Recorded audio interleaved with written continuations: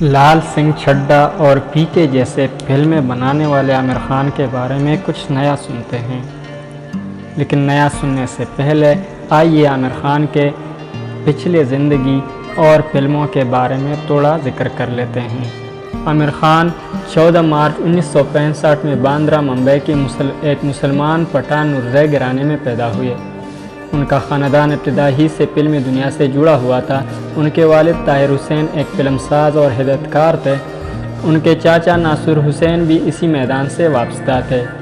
عامر خان ایک بھارتی اداکار، فلم پروڈیوسر، ہدایتکار، پس پردہ گلوکار، منظر نویس اور ٹی وی شخصیت ہیں۔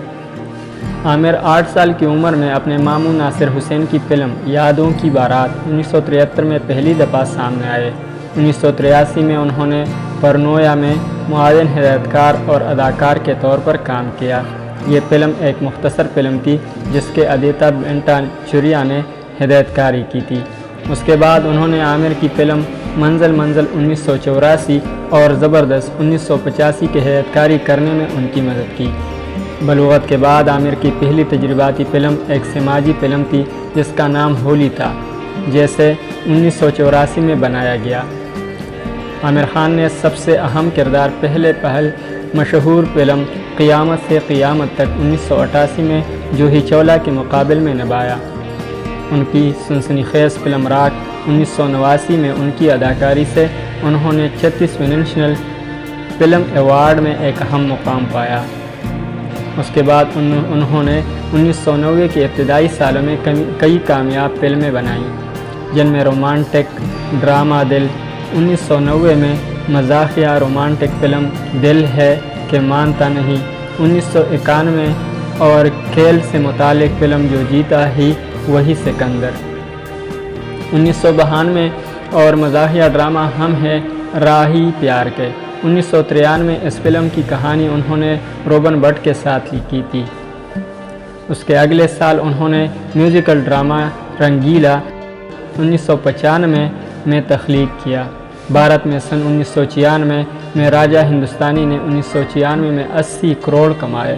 اس کے بعد انہیں فلم فیئر ایوارڈ برائے بہترین اداکار سے نوازا گیا۔ اس کے بعد 1998 میں ارتھ فلم میں کام کیا، جو کینیڈا اور بھارتی سنیما کی مشترکہ کوشش تھی اور اس کے ڈائریکٹر دیپا مہتا تھے۔ اس کے بعد انہوں نے ایکشن ڈرامہ فلم غلام 1998 میں کام کیا، جس میں انہوں نے آتی کیا کھنڈالا گایا تھا، اور سرفروش 1999 لیکن اپنی اگلی فلمیں جیسے من 1999 اور میلہ 2000 میں کوئی خاص کامیاب نہ ٹھہرے۔ 1999 میں عامر نے اپنی film production company Aamir Khan production نے نام سے شروع کی اور اس کے تحت انہوں نے 2001 میں لگان فلم بنائی۔ اس فلم نے اکیڈمی ایوارڈ کے بہترین غیر ملکی زبان کی فلم کا ایوارڈ جیتا اور انہیں اس پر بہترین مقبول فلم قومی فلم ایوارڈ کی جانب سے دیے گئے، اور 2 فلم فیئر ایوارڈ بھی انہیں ملے جو بہترین فلم اور بہترین اداکار کے زمرے میں تھے۔ 2001 میں ہی انہوں نے سیف علی خان اور اکشے کھنہ کے ساتھ دل چاہتا ہے میں کام کیا۔ میڈیا میں کہا گیا کہ لگان اور دل چاہتا ہے ایسی 2 فلمیں ہیں جو ہندی سنیما کی نمائندگی کرتے ہیں۔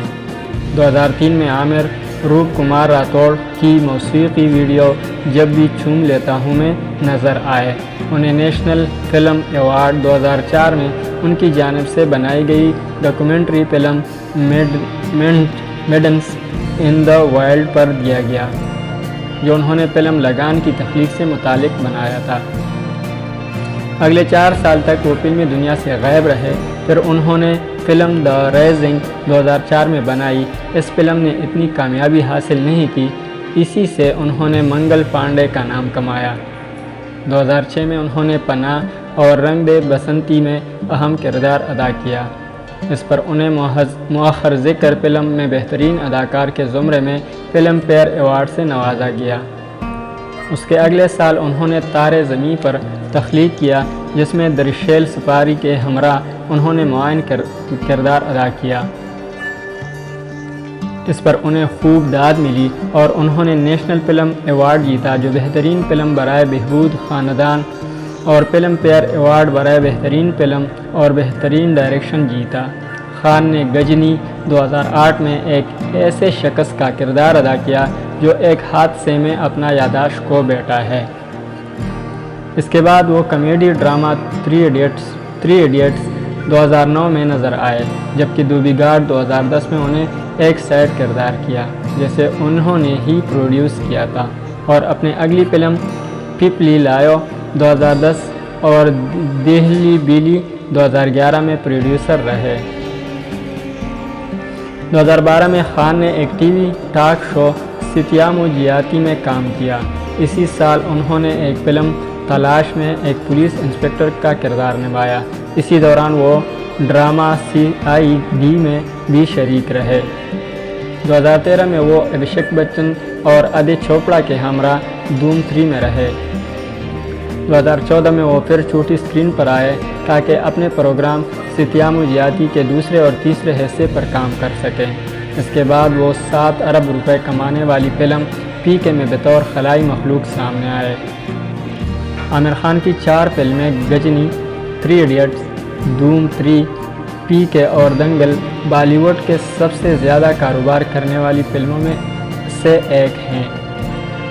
ٹائم آف انڈیا کے مطابق لال سنگھ چڈھا کو 11 اگست کو ریلیز کیا گیا تھا اور اس نے 16 اگست تک محض 46 کروڑ روپے کمائے تھے، اور گزشتہ 6 دن کے دوران یومیہ اس کی کمائی میں 1 سے 2 کروڑ روپے کم کمائی ہوئی۔ رپورٹ میں بتایا گیا کہ لال سنگھ چڈھا کی ایک ہفتے کی کمائی عامر خان کی 2018 میں ریلیز ہونے والی فلم ٹگس آف ہندوستان کی ایک دن کی کمائی سے بھی 30 کروڑ روپے کم ہے۔ ٹگس آف ہندوستان نے پہلے دن ہی 75 کروڑ کمائے تھے۔ علاوہ ازیں لال سنگھ چڈھا کو عامر خان کی گزشتہ 20 سال کے دوران ریلیز ہونے والی تمام فلموں سے ناکام فلم قرار دیا جا رہا ہے۔